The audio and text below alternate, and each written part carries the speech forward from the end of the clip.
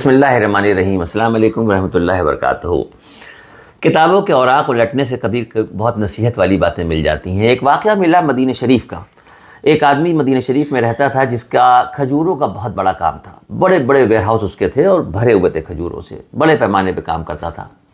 اچانک طبیعت بگڑنا شروع ہوئی اور اس کو یہ احساس ہونے لگا کہ شاید اب وہ زیادہ دن دنیا میں نہیں رہے گا۔ اس نے ایک وصیت کی، بڑی دلچسپ وصیت۔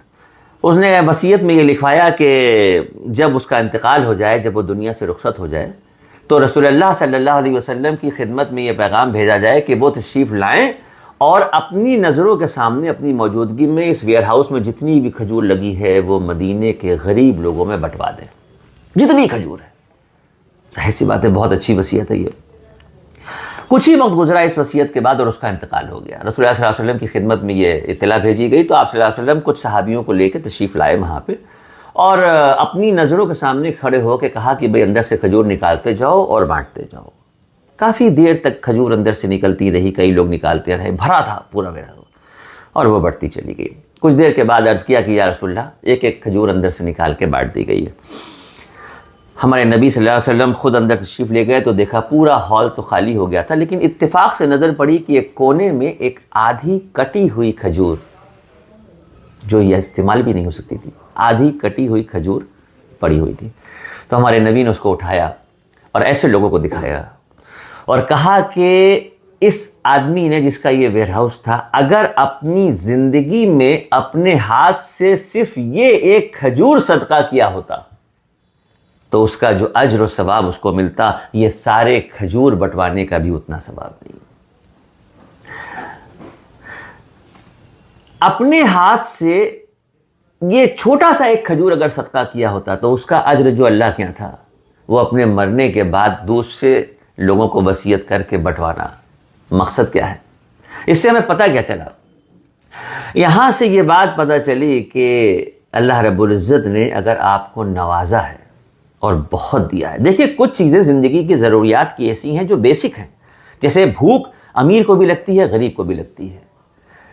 کپڑے پہننے کے لیے امیر کو بھی کپڑا تن پہ ڈھکنا ہے، غریب کو بھی ڈھکنا ہے۔ کچھ باتیں بیسک ہیں، بنیادی ہیں، اس میں امیر غریب نہیں ہے، وہ ہے۔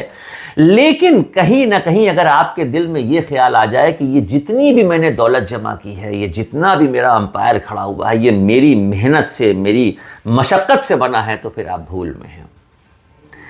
محنت اور مشقت رکشے والے، ٹھیلے والے، جھلی والے زیادہ کرتے ہیں، رزق دینے والا اللہ ہے۔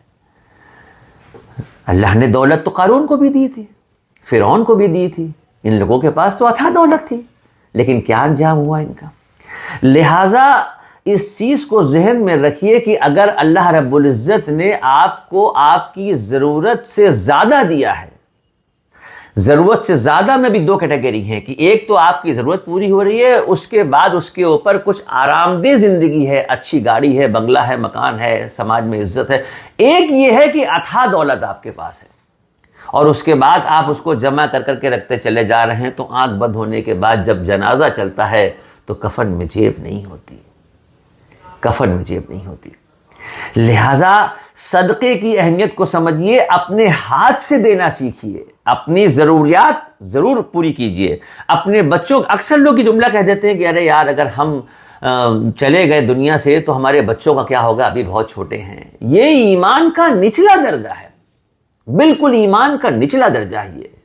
ہم کون ہوتے ہیں اپنی اولادوں کو پالنے والے؟ ہمارے ماں باپ کو کس نے پالا؟ ہمارے دادا پردادا کو کس نے پالا؟ آدم علیہ السلام سے لے کے آج تک اور قیامت تک جو پیدا ہوں گے، یہ کون پال رہا ہے؟ وہ ہے پالنے والا، وہ پالنے والا ہے۔ اس نے ہم کو ایک شارٹ پیریڈ کے لیے اس دنیا میں بھیجا ہے اور ایک رول دے کے بھیجا ہے کہ تم نگیٹو رول کرتے ہو کہ پازیٹیو کرتے ہو، ہیرو بن کے دنیا میں رہتے ہو یا ویلن بن کے رہتے ہو، دوسروں کو تکلیف پہنچا کے دنیا میں وقت گزار رہے ہو یا دوسروں کا درد بانٹ کے دنیا میں وقت گزار رہے ہو۔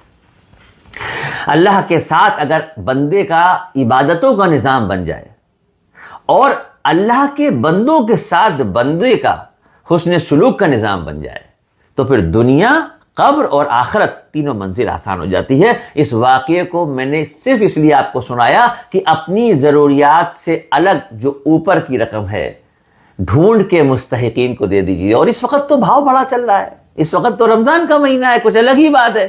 آپ سوچئے کہ رمضان کے آخری عشرے میں جب یہ کہا گیا ہے کہ طاق راتوں میں قیام اللیل کو ڈھونڈو، 5 راتیں 21، 23، 25، 27، 29 میں کہا گیا ہے کہ اس میں ڈھونڈو شب قدر کون ہے، اس میں ڈھونڈو جس میں تمہاری مغفرت ہو جائے۔ وہ رات کی نمازوں میں قیام اللیل کو ڈھونڈنے کے بجائے ہم بڑی بڑی دکانوں میں، مارکیٹ میں جا کے ڈریس کا کمبینیشن ملانے لگ جاتے ہیں کہ اس کے ساتھ یہ کنٹراسٹ بنے گا، اس کے ساتھ یہ کنٹراسٹ بنے گا۔ بالکل لیجئے، عید کا دن ہے، خوشی کا دن ہے، پہنیے، لیکن خوشی کے دن اپنی خواہشات کو پوری کرنے کے ساتھ ساتھ اگر دوسروں کی، ان لوگوں کی خواہشات کو بھی سمجھ لیں جو زبان سے کہہ نہیں پا رہے، جو مستحق ہیں، اللہ کے واسطے اللہ کی راہ میں صدقہ و خیرات و زکوٰۃ کا یہ سنہرا موقع ہے، نکال کے اللہ سے لکھوا لیجئے جنت اپنے نام۔ وہ بہت رحیم ہے، خود قرآن پاک میں کہہ چکا ہے، کہتا ہے قرآن پاک میں کہ میں غفور الرحیم ہوں، مجھ سے مانگو، میں تمہیں معاف کرنے کے لیے بیٹھا ہوں، تمہیں دینے کے لیے بیٹھا ہوں۔ السلام علیکم ورحمۃ اللہ وبرکاتہ۔